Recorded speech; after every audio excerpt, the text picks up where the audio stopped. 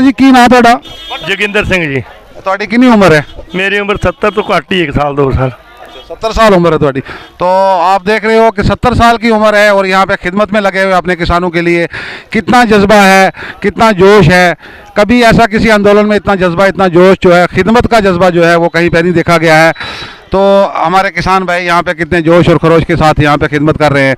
तो चाचा जी तुसी सानू दसोगे इस किसान अंदोलन बारे की हो रहा है? देखो जी ਅਸੀਂ ਆਏ ਆ ਫਿਰੋਜ਼ਪੁਰ ਤੋਂ ਚੱਲ ਕੇ ਕਿਸਾਨ ਅੰਦੋਲਨ ਦੇ ਵਿੱਚ ਇਸੇ ਕਰਕੇ ਆਏ ਆ ਜੋ ਮੋਦੀ ਨੇ ਆ ਕਾਲੇ ਕਾਨੂੰਨ ਸਾਡੇ ਬੱਚਿਆਂ ਵਾਸਤੇ ਜ਼ਮੀਨਾਂ ਦੇ ਕਿਸਾਨਾਂ ਤੇ ਚਲਾਏ ਨੇ। ਸਾਨੂੰ ਇਸ ਗੱਲ ਦਾ ਬਹੁਤ ਦੁੱਖ ਹੈ। ਹਾਂਜੀ ਆਏ ਇਸ ਕਰਕੇ ਆ ਇਹਨੂੰ ਜਮਾਤ ਆ ਜਾਵੇ ਵਾਪਸ ਕਰੇ ਤੇ ਅਸੀਂ ਵਾਪਸ ਆ ਜਾਈਏ। ਜਿੰਨਾ ਚਿਰ ਵਾਪਸ ਨਹੀਂ ਹੁੰਦੇ ਉਹਨਾਂ ਚਿਰ ਸਾਡੇ ਮੋਰਚੇ ਡਟ ਕੇ ਲੱਗੇ ਨੇ। ਜਿੱਥੇ ਜਿੱਥੇ ਸਾਡੀਆਂ ਡਿਊਟੀਆਂ ਲੱਗੀਆਂ ਨੇ ਉਹਨਾਂ ਚਿਰ ਅਸੀਂ ਡਟ ਕੇ ਰਵਾਂਗੇ। ਇਹ ਮੋਦੀ ਨੂੰ ਇਹ ਨਾ ਹੋਵੇ ਕਿ ਮੈਂ ਇਹਨਾਂ ਦੇ ਜਿਹੜੇ ਕੋਈ 2 ਪਾਸ ਕਰਨਾ ਪਏ ਆਵਾਜ਼ ਤੇ ਦੀ ਇਹੀ ਆਉਂਦੀ ਮੈਂ ਪਾਸ ਕਰ ਦਿੱਤੇ ਨੇ। ਉਹਨਾਂ 'ਚ ਸਾਨੂੰ ਕੋਈ ਫਾਇਦਾ ਨਹੀਂ। ਜਿਹੜੇ ਸਾਡੇ ਕਾਲੇ 3 ਕਾਨੂੰਨ ਨੇ ਜਿੰਨਾ ਚਿਰ ਸਾਡੇ ਉਹ ਵਾਪਸ ਨਹੀਂ ਆਉਣਗੇ ਉਹਨਾਂ ਚਿਰ ਅਸੀਂ ਇੱਥੇ ਹੀ ਆ। ਹੋ ਸਕਦਾ ਹੈ ਕਿ 26 ਜਨਵਰੀ ਤੱਕ ਸਾਡਾ ਜ਼ੋਰ ਵੱਧ ਜਾਵੇ। ਜਿਵੇਂ ਜਿਵੇਂ ਸਾਡੇ ਕਿਸਾਨਾਂ ਦਾ, ਸਾਡੇ ਭਰਾਵਾਂ ਦਾ, ਜਿਹੜੇ ਸਾਡੇ ਆਗੂ ਨੇ, ਜੋ ਸਾਨੂੰ ਉਹਨਾਂ ਦੀ ਆਗਿਆ ਹੋਵੇਗੀ ਉਸ ਦੇ ਹਿਸਾਬ ਤੇ ਹੀ ਚੱਲਾਂਗੇ। तो देख लो आप, अंदाज़ा लगाओ, उम्र का हिसाब देखो और जज्बा और जोश देखो कि किस हिसाब से अपने किसान भाइयों के लिए यहाँ पे ये उसमें इतनी ठंड में, इतनी परेशानी में खिदमत में लगे हुए हैं। और फिर जज्बा जो है वो इतना ज़बरदस्त है, खिदमत भी कर रहे हैं और अपने हक़ के लिए भी लड़ रहे हैं। तो हमारे साथ यहाँ पे और भी बहुत सारे किसान बैठे हुए हैं, तो हम इनसे बात करेंगे। तो जी ਭਾਜੀ ਤੁਸੀਂ ਦੱਸੋਗੇ ਸਾਨੂੰ ਜਿਹੜਾ ਇੱਥੇ ਤੁਹਾਡਾ ਇੱਕ ਕਿਸਾਨ ਅੰਦੋਲਨ ਚੱਲੇ ਕਰਦਾ ਇਸ ਦੇ ਬਾਰੇ ਸਾਡੇ ਦਰਸ਼ਕਾਂ ਨੂੰ ਤੁਸੀਂ ਦੱਸੋਗੇ? ਦੇਖੋ ਕਿਸਾਨ ਅੰਦੋਲਨ 3 ਮਹੀਨਿਆਂ ਤੋਂ ਚੱਲ ਰਿਹਾ ਜੀ। ਕਿਸਾਨ ਸਾਰੇ ਪਰੇਸ਼ਾਨ ਨੇ, ਪੂਰੇ ਪੰਜਾਬ ਦੇ ਕੀ ਪੂਰੇ ਇੰਡੀਆ ਦੇ ਕਿਸਾਨ ਪਰੇਸ਼ਾਨ ਨੇ। ਪਰ ਮੋਦੀ ਸਰਕਾਰ ਨੂੰ ਇਸ ਗੱਲ ਬਾਰੇ ਸੋਚਣਾ ਚਾਹੀਦਾ। ਇਹ ਇਕੱਲੇ ਕਿਸਾਨਾਂ ਦੀ ਲੜਾਈ ਨਹੀਂ, ਹਰ ਜਿਹੜਾ ਬੰਦਾ ਵੀ ਗਰੀਬ ਦਿਹਾੜੀਦਾਰ ਸਭ ਦੀ ਰੋਟੀ ਤੇ ਸੱਟ ਵੱਜਣੀ। ਸੋ ਅਸੀਂ ਤਾਂ ਇਹ ਬੇਨਤੀ ਕਰਾਂਗੇ ਵੀ ਇੰਨਾ ਕਠਿਨ ਨਹੀਂ ਹੋਣਾ ਚਾਹੀਦਾ ਇਹੋ ਜਿਹਾ ਪ੍ਰਧਾਨ ਮੰਤਰੀ ਨੂੰ। ਉਹਨੂੰ ਜਨਤਾ ਦੀ ਆਵਾਜ਼ ਸੁਣਨੀ ਚਾਹੀਦੀ, ਕਿਉਂਕਿ ਜਨਤਾ ਦੇ ਵਿੱਚ ਹੀ ਰੱਬ ਵਸਦਾ। ਅਖੀਰ ਨਹੀਂ ਟਾਈਮ ਆਏਗਾ, ਬੈਠੇ ਆ 6 ਮਹੀਨੇ ਭਾਲੇਗਾ, ਅਖੀਰ ਫਿਰ ਕੁਰਸੀ ਪਲਟਾ ਖਾਏਗੀ।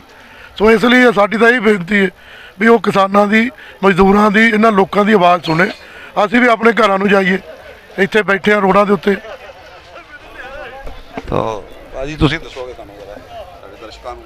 ਸਾਨੂੰ ਤਾਂ ਇੰਨਾ ਜ਼ਿਆਦਾ ਪਤਾ ਨਹੀਂ। ਵੈਸੇ ਦੱਸਦੇ ਆ ਪੈਸੇ ਜਿਹੜੀ ਸਰਕਾਰ ਆ ਨਾ ਇਹ ਤਾਂ ਹਸਪਤਾਲ 'ਚ ਲਿਜਾਣ ਵਾਲੀ ਹੋ ਰਹੀ ਆ। ਇਹਨੂੰ ਸੁਣਦਾ ਨਹੀਂ, ਨਾ ਦਿਖਦਾ ਕੁਛ। ਆ ਇੰਨੇ ਲੋਕ ਬੈਠੇ ਦਿਖਦੇ ਨਹੀਂ ਹੈਗੇ ਇਹਨਾਂ ਨੂੰ।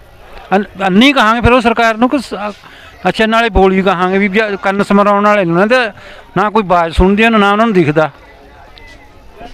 ਤਾਂ ਭਾਜੀ ਤੁਸੀਂ ਦੱਸੋਗੇ ਸਾਡੇ ਦਰਸ਼ਕਾਂ ਨੂੰ? ਹਾਂਜੀ ਇਹਨਾਂ ਨੂੰ ਕਾਨੂੰਨ ਵੇ ਵਾਪਸ ਲੈਣੇ ਚਾਹੀਦੇ ਨੇ ਤੇ ਜਿਵੇਂ ਆਪਣੇ ਕਿਸਾਨ ਜਿਹੜੇ ਨੇ ਘਰਾਂ ਨੂੰ ਜਾਣ। ਦੇਖੋ ਕੋਈ ਸ਼ੌਂਕ ਤਾਂ ਹੈ ਨਹੀਂ ਇੱਥੇ ਬੈਠਣ ਦਾ ਕਿਸੇ ਨੂੰ।